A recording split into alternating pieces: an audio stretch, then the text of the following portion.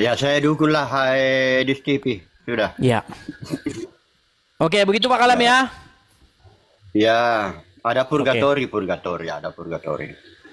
Oke, Pak Sama Kalam dengan ya. di Katolik. Kalau di dalam iman kami tidak percaya dengan hal seperti itu. Kalau orang Oh masuk ya. kepada penghukuman, dia masuk kepada penghukuman kekal. Tampilkan lagi ada Ibnu Kalam. Wah, Ibnu Kalam. Selamat malam, Pak Ibnu Kalam. Ya, halo, halo. Iya. Kenapa kecil suaranya ya? Besar kok, besar. Ya, oke. Pak Ibnu Kalam, bagaimana ini? Apakah Anda masih juga... Begini dulu. Ya, Tadi gimana? itu Pak Rahmat dia ngomong, coba cari Kristen di dalam Al-Quran. Bingo. Tidak ada. Begini. Justru Allah tidak maha kuasa. Karena tidak mampu ngomong Kristen. Sebentar, ini Anda kan Muslim kan? Iya kan, kul hakku ala kana murrang. Katakan yang benar sekalipun pahit akibatnya. Berat ini Oke. saudara-saudara.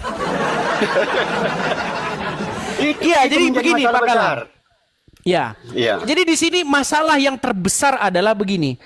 Terkesan di dalam sebuah hadis Muhammad tidak mengerti makna dari tauhid. Ya, maksudnya begini, ya, karena pada waktu itu ya persoalan tauhid itu yang menyembah berhala ke Ka'bah itu yang diutamakan. Ya, yang penting kamu tidak menyembah berhala, tidak Walaupun sujud-sujud, berzina, ya. walaupun mencuri.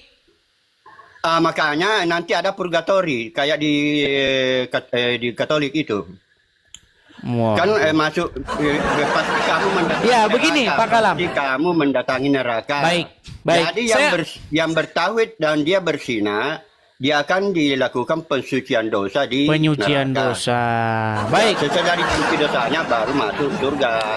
Baik. Jadi begini Pak Kalam, begini. Pertama-tama, Muhammad itu diyakini oleh orang Islam adalah seseorang yang paling mengerti ajaran agama Islam. Bahkan dia dikatakan sebagai Al-Quran yang berjalan. Tentu saja penjelasan dari Muhammad tentang agama Islam itu adalah penjelasan yang paling tertinggi. Betul? Iya. Nah, sekarang begini.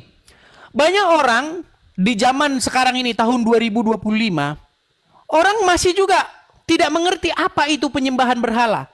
Di dalam hukum yang pertama, di dalam 10 hukum Taurat, jangan ada padamu Allah lain di hadapanku. Betul.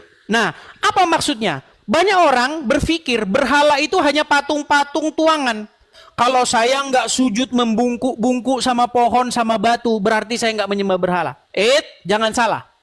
Berhala zaman sekarang bukan kayak begitu lagi. Betul. Berhala yang paling besar di dalam hidup seorang manusia itu adalah iblis. Yang kepadanya Anda mengikuti.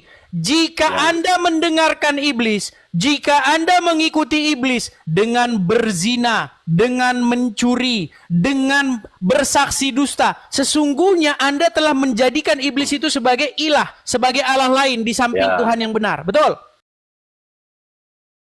Tapi ada yang lebih sederhana lagi untuk menjelaskan. Silakan.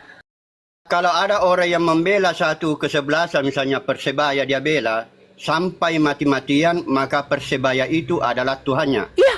Karena dia bersedia mati demi Persebaya. Ya, makanya di dalam Al-Quran, hidupku sesungguhnya hidupku, solatku, matiku hanya untuk Allah. Betul? Ya. Iya, betul. Kalau Anda hidupmu, matimu selain daripada untuk Allah, sesungguhnya Anda telah musyrik. Jadi nggak sesimpel itu, Ferguson. Nggak sesimpel itu. Penyembahan berhala itu tidak sesimpel Anda bungkuk-bungkuk di depan patung, bakar-bakar menyan di depan pohon besar. Nggak sesimpel itu, Ferguson. Penyembahan berhala sesungguhnya itu Anda melakukan keinginan-keinginan dosa. Anda menjadi hamba dosa dengan cara Anda mencuri, dengan cara Anda bersaksi dusta, korupsi dan lain sebagainya. Nah, sekarang di dalam sebuah hadis, Pak Kalam, ada hadis yang berkata, jikalau seseorang itu tidak menyekutukan Allah, walaupun dia mencuri, walaupun dia berzina, tetap dia masuk surga. Ya. Setelah Bagaimana itu, Pak Kalam? Setelah di purgatori. Tapi di sini tidak ada, Pak Kalam. Pak Kalam juga Kan jangan ada jadi ayat. orang yang tukang nambah-nambahin. Ya Nih. betul, kan ada penjelasannya di ayat Al-Quran. Masalahnya begini, Pak Kalam. Di dalam hadis ini info terbaru. Nih, Pak Kalam ya. Ini lebih baru daripada Al-Quran, Pak Kalam. Nih, sebentar ya. Nih, saya tunjukkan. Ini banyak orang Muslim tidak tahu ini info terbaru. Nih, update-nya. Oh, Anda. Nih, lihat ya. Saya katakan, kalau tidak ada kata-kata terbaru, Pak Kalam bisa ngomong begitu. Tapi di sini tidak ada. Ini ya, lihat nih. Nih, lihat ya. Lihat nih, Pak Kalam. Sahih Bukhari 1161. Lihat. Nih. Nih ya. Kita masuk ke matanya saja nih, lihat ya. Baru saja. Perhatikan Pak Kalam. Baru saja terupdate nih Pak Kalam. Jangan salah. Terupdate. Ya.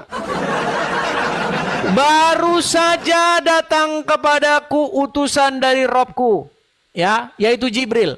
Telah datang mengabarkan kepadaku bahwa barang siapa yang mati dari umatku sedang dia tidak menyekutukan Allah. Perhatikan kata-kata sedang dia tidak menyekutukan Allah dengan suatu apapun, maka dia pasti masuk surga. Aku tanyakan, sekalipun dia berzina atau mencuri? Muhammad menjawab, ya, sekalipun dia berzina atau mencuri. Jadi di dalam pikirannya Muhammad, orang itu bisa dia di detik yang sama tidak menyekutukan Allah, tapi dia berzina dan mencuri. Makanya saya bilang Pak Kalam, hadis ini menggambarkan seolah-olah Muhammad tidak mengerti esensi daripada tidak menyekutukan Allah. Betul? Tidak seperti itu. Itu kan ada. Bukan hanya ada satu aturan supaya orang masuk surga atau masuk neraka. Ya saya dukunglah di TV. Sudah. Ya. Oke, begitu Pak Kalam ya. Ya, ada purgatori, ada purgatori. Oke, Pak Kalam ya. Kalau di dalam iman kami tidak percaya dengan hal seperti itu. Kalau orang masuk kepada penghukuman, dia masuk kepada penghukuman kekal. Oke, terima kasih ya Pak Kalam ya. Artinya begini Pak Kalam, dan kepada teman-teman yang Muslim yang lain. Kekristenan itu tidak ada kompromi dengan dosa. Nggak ada. Kalau ada sistem-sistem, oh boleh masuk, boleh nanti, nggak ada. Di dalam kekristenan itu tidak ada kompromi terhadap dosa. Saya akan bacakan ayatnya di dalam Ibrani 12 ayat yang ke-14. Lihat nih teman-teman. Nih. 14-nya ya. Nih. Berusahalah hidup damai dengan semua orang dan kejarlah kekudusan, sebab tanpa kekudusan tidak seorang pun akan melihat Tuhan. Nih, kejarlah kekudusan. Jelas kan? Nah, beda jauh dengan ajaran Muhammad, beda jauh. Jadi tolong Donditan, Irina Handono, Juma dan kawan-kawan jangan ngemis-ngemis menyamanyamakan ajaran kalian dengan Bible. Berhentilah kalian menyamanyamakan ajaran Muhammad dengan ajaran gimana Anda ini? Beda jauh loh. Jadi kalian kalau masih seperti itu terus, selama itu pula saya akan terus-menerus menjawab, mengumumkan kepada kalian bahwa yang kalian katakan itu tidak benar. Nih, lihat nih, saya tampilkan lagi nih. Kejadian pasal yang ke-17. Ketika Abram berumur 99 tahun, maka Tuhan menampakkan diri kepada Abram dan berfirman kepadanya, Akulah Allah yang Maha Kuasa, hiduplah di hadapanku dengan tidak bercela. Nih, hiduplah di hadapanku dengan tidak bercela. Ini ajaran Bible. Apa yang Yesus katakan? Bertobatlah karena kerajaan Allah sudah dekat. Apa yang Yesus katakan? Jikalau hidup keagamaanmu tidak lebih benar daripada ahli-ahli Taurat dan orang-orang Farisi, kamu tidak akan diselamatkan. Jelas. Beda dengan ajaran Muhammad. Beda jauh. Ya, nih.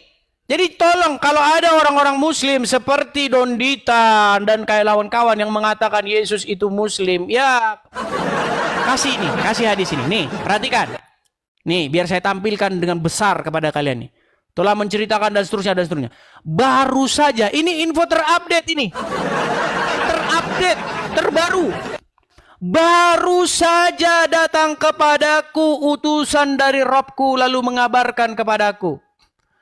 Atau beliau bersabda, telah datang mengabarkan kepadaku bahwa barang siapa yang mati dari umatku sedang tidak menyekutukan Allah dengan suatu apapun, maka dia pasti masuk surga. Aku tanyakan, sekalipun dia berzina atau mencuri? Beliau menjawab, ya, sekalipun dia berzina, sekalipun dia mencuri. Jadi, kalau Anda berzina, kalau Anda mencuri, tetap saja Anda masuk surga asal Anda tidak menyekutukan Allah. Nah, masalahnya apa makna tidak menyekutukan Allah? Bukankah kalau orang itu tidak menyekutukan Allah, pastilah dia akan mengikuti Allah? Nah, ini pertanyaan besar. Nah, jangan nanti gara-gara ini, saudara-saudara, nanti Anda, lanjut korupsi, yang penting tidak menyekutukan Allah. Nggak apa-apa, yang penting berangkat ke Arab. Katanya kalau pergi naik haji, nanti dosanya akan hilang seperti bayi baru lahir.